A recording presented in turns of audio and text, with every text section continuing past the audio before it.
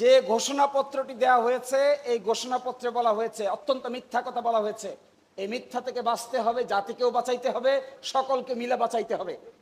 King সেই মিথ্যা কথা? যেহেতু জনগণের দাবি অনুযায়ী এরপর অবৈধ দ্বাদশ জাতীয় সংসদ ভেঙে দেওয়া হয় এবং সংবিধানের 106 অনুচ্ছেদ অনুসারে সুপ্রিম কোর্টের মতামতের আলোকে সাংবিধানিকভাবে ডক্টর মোহাম্মদ ইউনূসের নেতৃত্বে 8 আগস্ট 2024 তারিখে একটি অন্তর্বর্তীকালীন সরকার গঠিত হয়। আমার মতে, আমার বিবেচনায় এই স্টেটমেন্টটা বাংলাদেশের রাজনৈতিক ইতিহাসের সবচাইতে বড় মিথ্যা কথা। It should not be.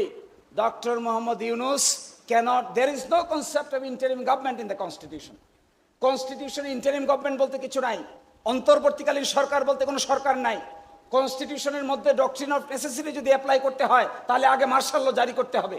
স্বাধীন দেশ না তো এটা, এটা যে কি দেশ শুনবেন, রাজাকার দেশ। এখন কথা বলবেন তো শেষ, 100% গ্যারান্টি।